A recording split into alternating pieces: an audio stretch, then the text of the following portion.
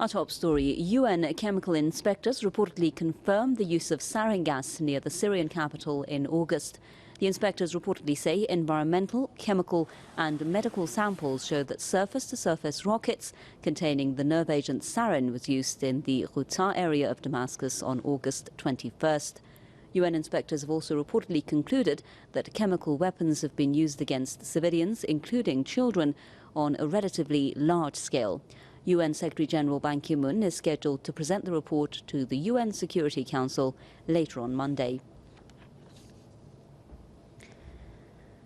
Joining us now on the line from Denver in the US, Rob Prince with the University of Denver. Mr. Prince, thank you so much for being with us. So we now have confirmation reportedly by the United Nations that indeed chemical weapons were used. And, you know, Syria was already saying this, Russia was saying this, the US was saying this. The main issue now is who used these weapons and how important it is to determine who used them, because we did see Russia earlier on accusing Ban Ki-moon, the UN Secretary General, of, you know, jumping to conclusions and before any kind of conclusion is made by experts, blaming the government.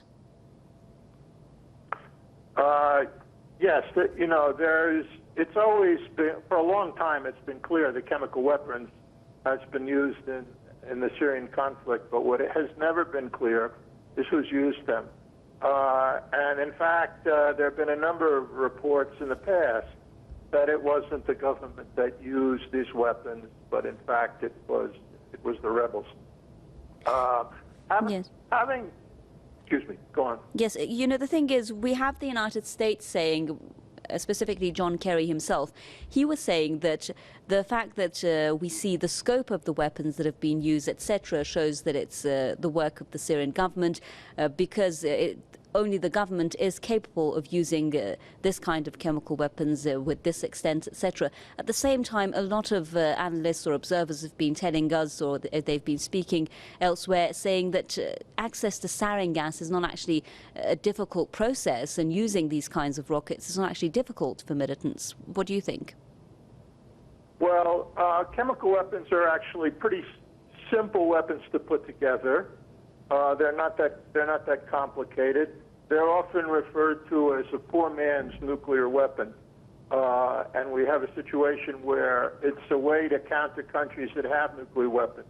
But having said that, putting together a chemical weapon is not something that requires a sophisticated government agency to do it.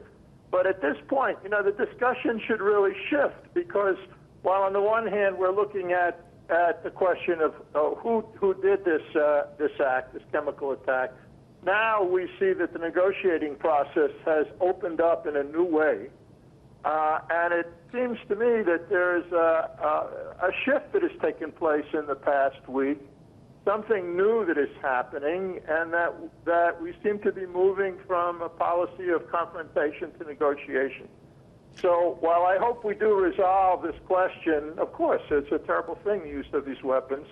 More important right now is the attempts to negotiate, to set up a process for negotiation. So I think that a lot of confusing things are happening, but I'm looking more at what I see the possibility of moving in a direction towards peace and away from war. Rob Prince with the University of Denver with us there on the line from Denver. Thank you very much.